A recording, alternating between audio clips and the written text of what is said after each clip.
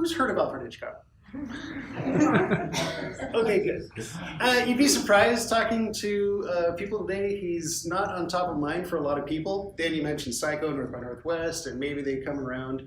But if you have heard of him, there's a version of Alfred Hitchcock that's out there that is very mythical. It's the legend. What I'd like to do for the next few minutes is try to strip away those layers of myth and just get back to the guy who made 54 of some of the best movies ever made.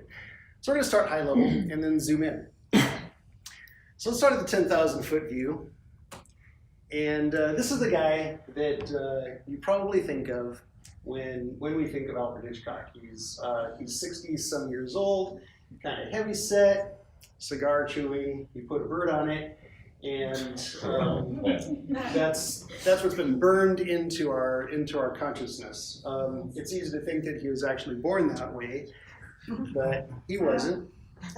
Here he is, 1906, and that's him on the horse. And he was born in 1899, Friday the 13th, 1899. So he was about 6 years old, maybe 7 there, and that's his father, William. He was a greengrocer.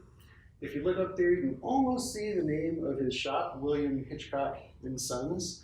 And this is Covent Garden. And Hitch returned to that in his second-class film, Frenzy, to shoot some important scenes. So he was a kid, and like any kid, he, loved to play, loved to run around. Later on, he finally grew up, and this is a picture of Hitch that I would love to see everyone internalize. This is the guy that, until he looked in the mirror, this is what he felt like on the inside. And he's a handsome young man with a full head of hair, must be nice, and a beautiful tie. And in fact, you can almost imagine that in working with some of the most beautiful actors and actresses in Hollywood, that he was living vicariously through their own beauty. He grew up in 1890. He was born in 1899, which means that he lived through World War I in London, which was bombed by the Germans. And as you can imagine, that was a terrifying time for him. But it was here that he started to formulate his theories about suspense, even as a young kid.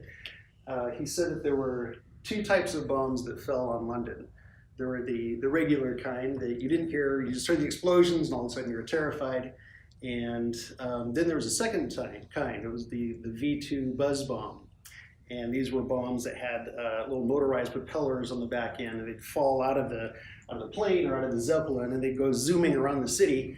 You wouldn't know where they would land, but you would hear them flying around out there, and it was absolutely terrifying. He said that was more like suspense. And so he's famous for saying that there's no terror in the bang, only in the anticipation of it. And that came from, as you can imagine, as a teenage kid living through this, he was traumatized.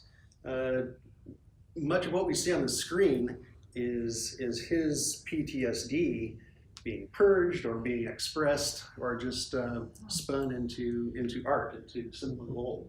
So in 1963, when he made The Birds, that's 45 years later or so, he actually modeled the bird attack scenes on the town after those air raids. He was recreating the terror of those raids that he endured as a child. And if you've seen The Birds, you remember that scene in the Brenner house when the birds, they can hear them flying around outside, and they're running, climbing the walls back and forth. So Hitch, in order to help the actors get into character, then you would think that he might have played, let's say, bird attack sounds, because that's what was happening. But instead, he hired drummers to come down to the sound stage, and timpanis and drums and cymbals. And he would direct a player to play on this side of the stage, and they'd bang on their timpani, and the actors would run away from that, and then he directed the other drummer to play on the other side, and they'd run away from that. And that's how he got that sheer terror. And what he was consciously doing was recreating this terror that he experienced as a child, because it sounded like bombs dropping.